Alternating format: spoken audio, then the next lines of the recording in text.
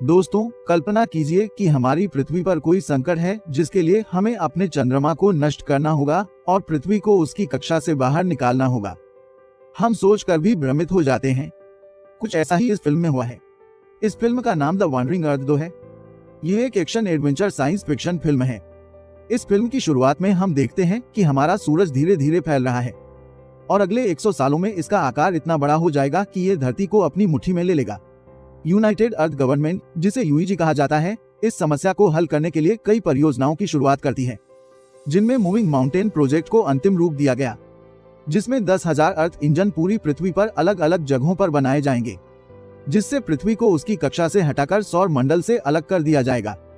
और चांद पर 3 लूनर सैटेलाइट इंजन बनाए जाएंगे, जिससे चांद की धरती से गुरुत्वाकर्षण टूट जाएगा। लेकिन कई संगठन इसके समर्थन में नहीं थे, जिसकी वजह से काफी विरोध हो रहा है और यूईजी पर भी हमला हुआ है। अब 2044 में लियू नाम का शख्स और दूसरे पायलट बेस पर आए हैं, जहां उन्हें प्रशिक्षण मिलेगा और उनमें से कुछ का चयन किया जाएगा। अचानक प्रदर्शनकारी लड़ने के लिए आते हैं। जब उनमें से एक पायलट हान उसे मार डालता है, लियू की नजर उस पर पड़ती है और वह उसे पसंद करने लगता है। अब ये सभी लोग लिफ्ट से आर्क स्पेस स्टेशन जाते हैं। आर्क स्पेस स्टेशन पृथ्वी से 90,000 किमी ऊपर है। हान का प्रशिक्षण पूरा हो गया है और वह चांद पर जाने के लिए तैयार है। फिर लियू उसके लिए फूल लेकर जाता है, लेकिन अचानक स्पेस लिफ्ट रुक जाती है और बहुत ही अप्रत्याशित रूप से उनका पूरा आधार सिस्टम हैक कर लिया जाता है और सारे ड्रोन हवा में उड़ने लगते हैं और सब कुछ तबाह कर देते हैं। यहाँ सभी स्पेस लिफ्ट भी हैक हैं और वे अपने आप ऊपर जाने लगते हैं। लियू की लिफ्ट भी ऊपर जाने लगती है। अंदर कुछ घुसपैठिए सभी को मार डालते हैं और उनकी आईडी ले लेते हैं ताकि उन्हें आर्क स्टेशन तक पहुंच प्राप्त हो सके। इनका मकसद आर्क स्पेस स्टेशन को उड़ा देना है। लियू उन सभी को मारने लगता है और हान भी उसका साथ देता है। वह सबको मारता है, लेकिन एक अंतरिक्ष लिफ्ट ऊपर से गिरती है। नीचे ड्रोन को रोकने के लिए कई एयरक्राफ्ट आते हैं और अंत में उनका नियंत्रण अपने आधार को पुनः प्राप्त करता है। यहाँ लियू का स्पेस एलिवेटर भी नीचे आ जाता है, लेकिन आर्क स्पेस स्टेशन में एक बम फटा है, जिसकी वजह से पूरा आर्क स्पेस स्टेशन धरती पर आ जाता है और सब कुछ खत्म हो गया है। अब इतने नुकसान के बाद यूआईजी के लगभग सभी सदस्य इस प्रोजेक्ट के खिलाफ हैं, लेकिन फिर भी चीन सरकार को खुद को साबित करने के लिए सिर्फ 7 महीने ही मिलते हैं। दूसरी ओर हम चंद्रमा में देखते हैं, जहां एक टीम का काम वहां चंद्र उपग्रह इंजन को चालू करना है, ताकि दुनिया कम से कम उनकी योजना पर भरोसा करे। हेंगी नाम का एक आदमी भी है, जो वीडियो कॉल पर अपनी बेटी से बात करता है। हम झाओमा को भी देखते हैं, जो हेंगी में शामिल होंगे और चंद्र उपग्रह इंजन को चालू करेंगे। उनके पास एक बहुत हाई टेक कंप्यूटर 550C है, जो बहुत ही उन्नत और तेज है।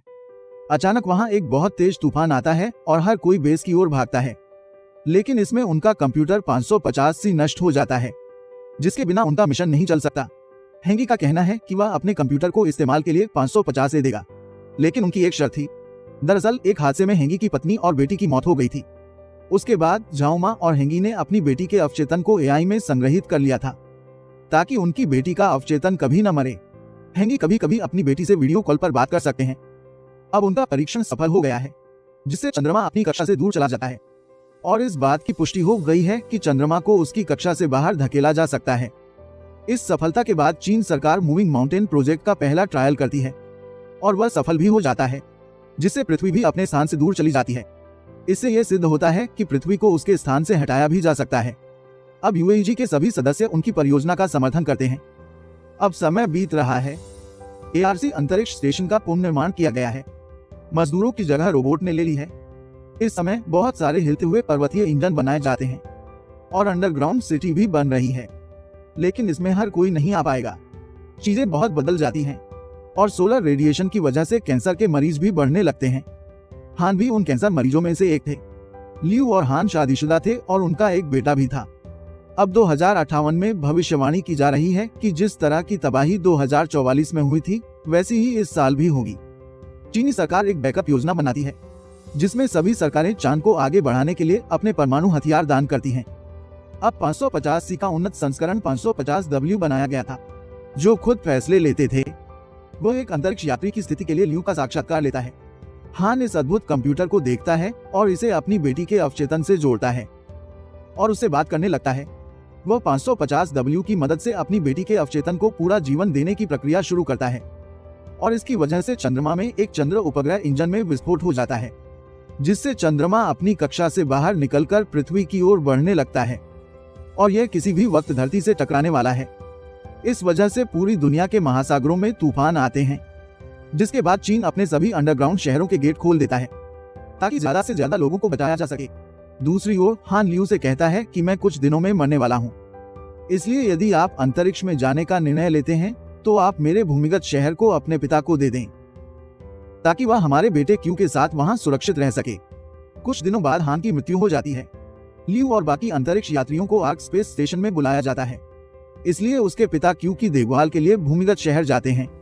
चंद्र उपग्रह इंजन के विस्फोट के बाद चंद्रमा को पृथ्वी से हटाने के लिए दूसरी योजना बनाई जाती है, जिसमें सरकारों द्वारा दिए गए सभी परमाणु बमों को चांद पर पहुंचकर उड़ा देना था। कमांड सेंटर पर अलग अलग देशों के परमाणु बमों को एक ही तार से जोड़ना होगा ताकि सभी को एक साथ ब्लास्ट किया जा सके, और साथ ही पृथ्वी के जोर वाले इंजनों को चालू करके चंद्रमा से हटाया जाएगा ताकि धरती सुरक्षित रहे। लियू और बाकी अंतरिक्ष यात्री चंद्रमा पर जाते हैं और सभी परमाणु बमों को गोलाकार स्थिति में रख देते हैं, और वापस रास्ते में लियू का जहाज एक बड़े पत्थर से टकराकर चांद पर गिर जाता है। वहां उन्हें एक स्वचालित जहाज मिलता है। लियू इसमें अपनी टीम के सदस्यों को बैठाते हैं और चांद पर रहते हैं, क्योंकि जहाज में उसके लिए जगह नहीं थी।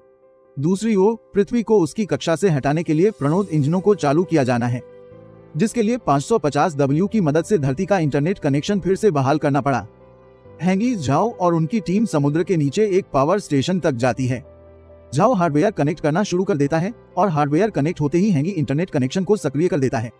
लेकिन उस समय चंद्रमा धरती के काफी करीब आ गया था और उसके बड़े बड़े पत्थर धरती पर गिरने लगे, और इनमें से एक पत्थर समुद्र के नीचे पावर स्टेशन पर गिरता है जहां झाओ और हेंगी थे, और उस स्टेशन में पानी भरने लगता है।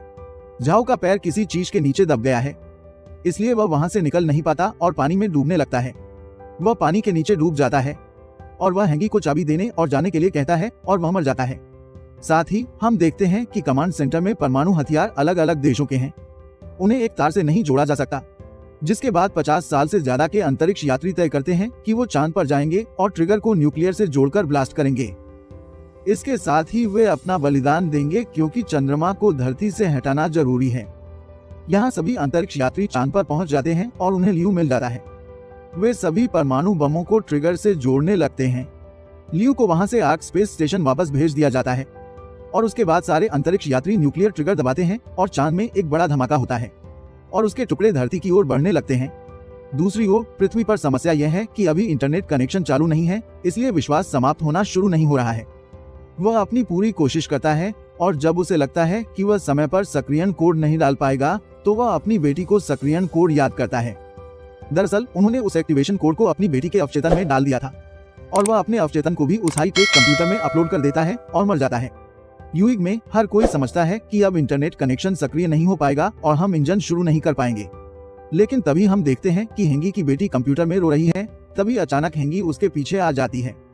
दरअसल हेंगी का अवचेतन भी उनकी बेटी की तरह उस हाई टेक कंप्यूटर में चला गया है, जिससे हेंगा कंप्यूटर के अंदर से कुंजी को सक्रिय करता है और इंटरनेट कनेक्शन को चालू कर देता है।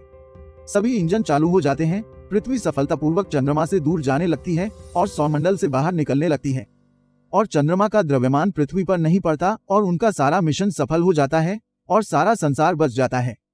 अब 2065 में सब कुछ सामान्य होने लगेगा और पृथ्वी बृहस्पति के पास से गुजरेगी।